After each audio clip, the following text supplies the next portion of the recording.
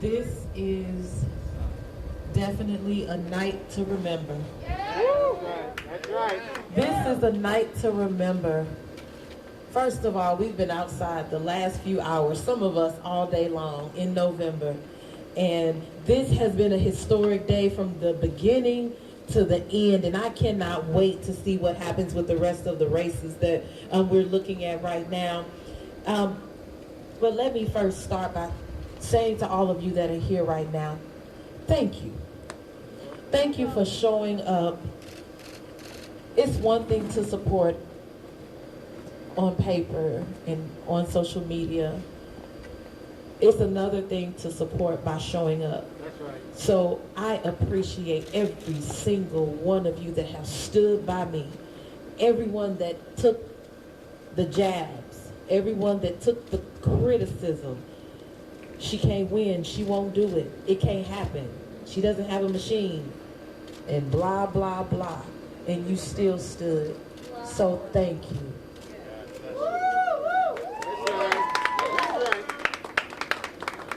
So first I gotta start by thanking God.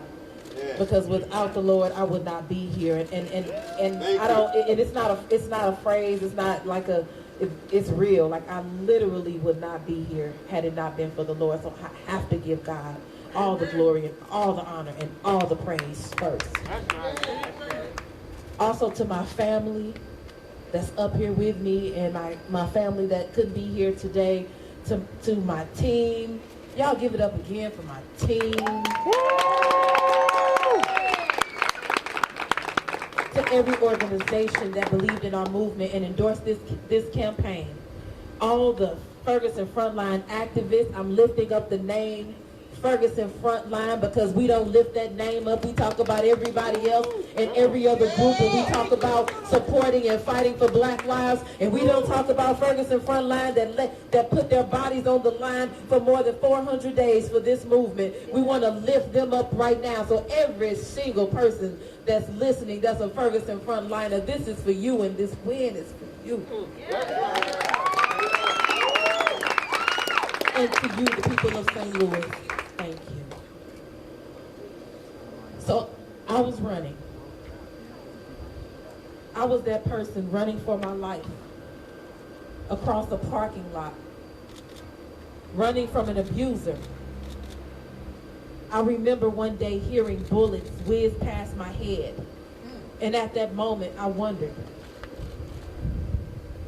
how do I make it out of this life? I was uninsured. I've been that uninsured person, hoping my healthcare provider wouldn't embarrass me by asking me if I had insurance. I wondered, how will I bear this? I was a single parent. I've been that single parent struggling paycheck to paycheck, sitting outside the payday loan office, wondering how much more will I have to sacrifice. I was that COVID-19 patient. I've been that COVID-19 patient, gasping for breath, wondering how long will it be until I can breathe freely again. I'm still that person. I'm proud to stand before you today knowing it was this person with these experiences that moved the voters of St. Louis to do something historic. St. Louis, my city, my home, my community. We have been surviving and grinding, just scraping by for so long, and now this is our moment to finally start living. Let's finally start living. Let's finally start growing. Let's finally start thriving. So, as the first Black woman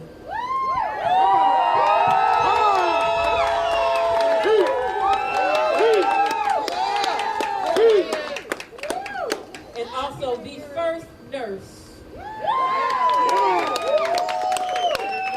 and single mother to have the honor to represent Missouri in the United States Congress.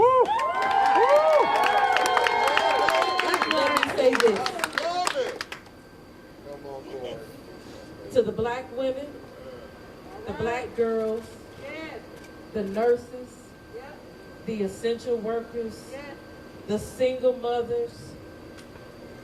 This is our moment. Right. 6 years ago, St. Louis captured the eyes and the ears of the entire world during the Ferguson uprising.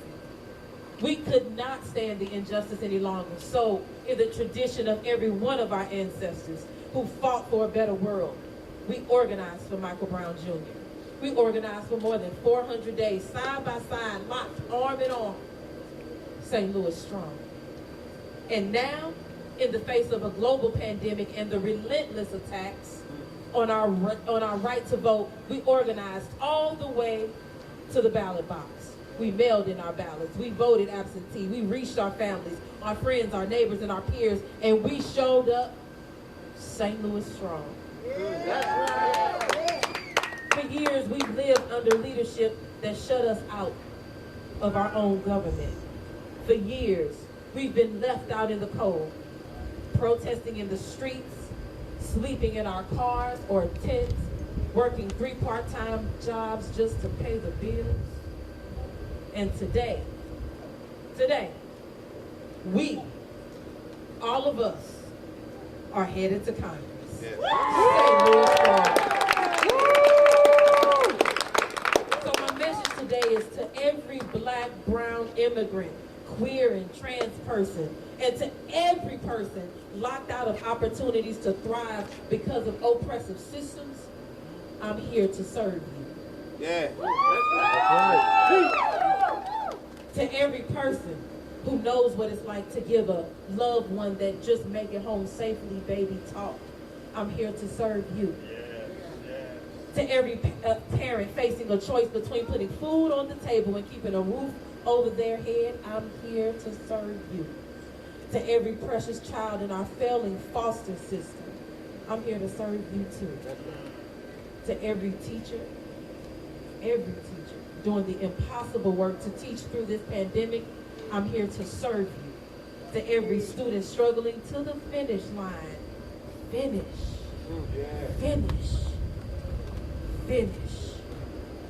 I'm here to serve you. To every differently able person denied equal access, I'm here to serve you. To every person living unhoused on the streets, I'm here to serve you. To every family that's lost loved ones to gun violence, I'm here to serve you. To every person who's lost a job or a home or health care or hope, I'm here right now, today, elected to serve you.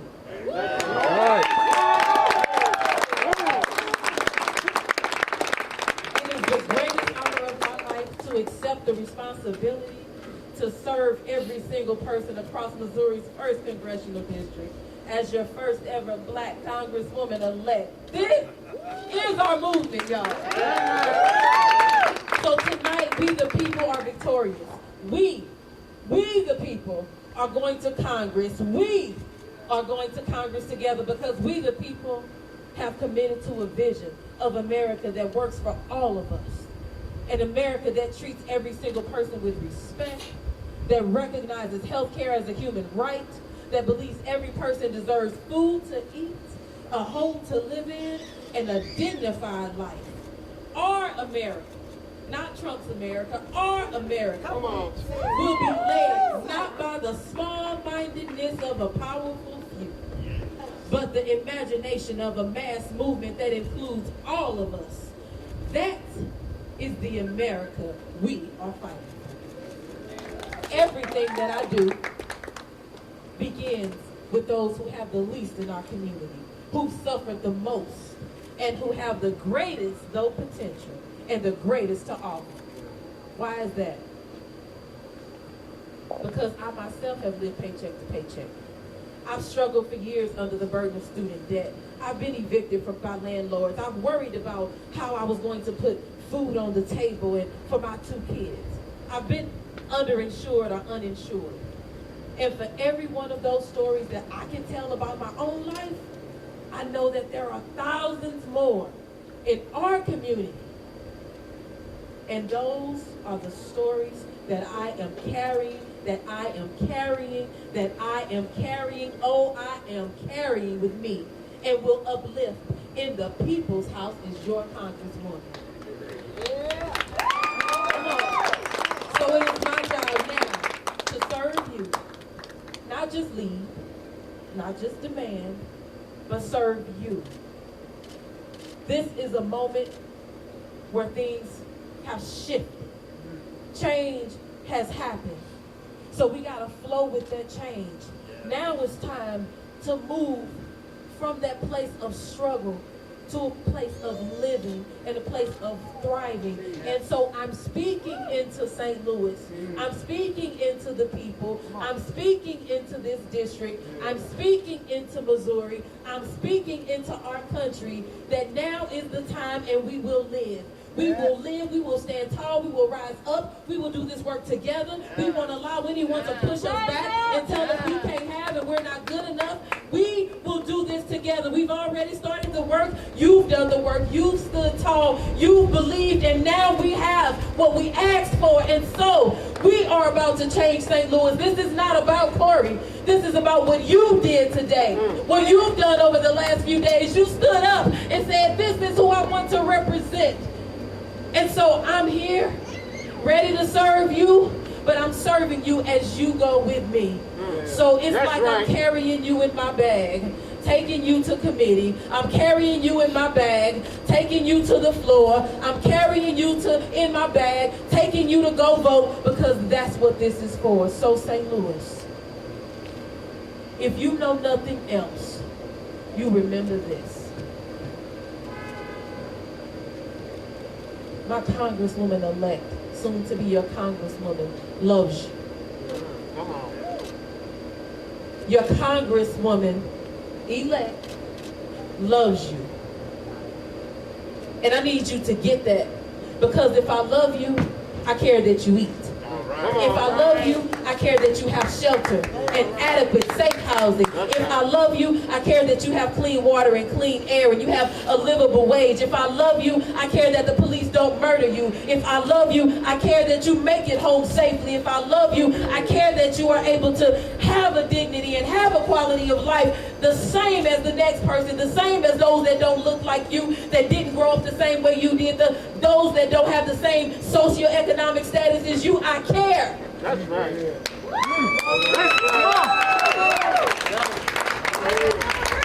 And so regardless of whatever was,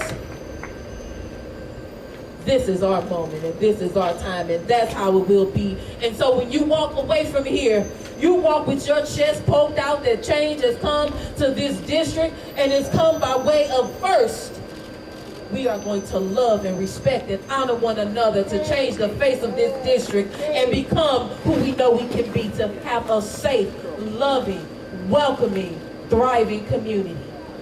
This moment is brought to us by our movement for social, racial, and economic justice. Now, our movement is going to Congress.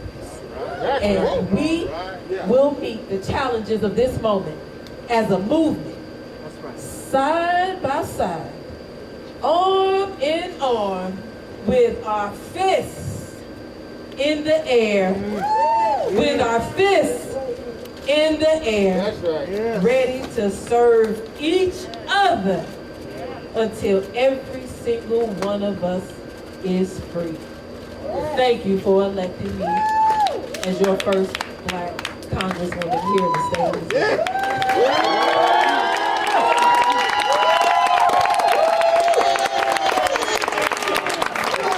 And let me say one last thing that I don't know if everybody knows.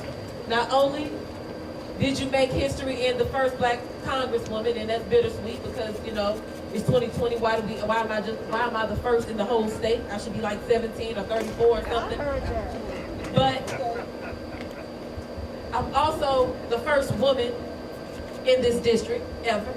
I'm also the first nurse in the state of Missouri, and also the first activist fighting for Black lives to go to Congress. And so you've made this day historical. And so again, I just say thank you. All right, y'all, let's celebrate.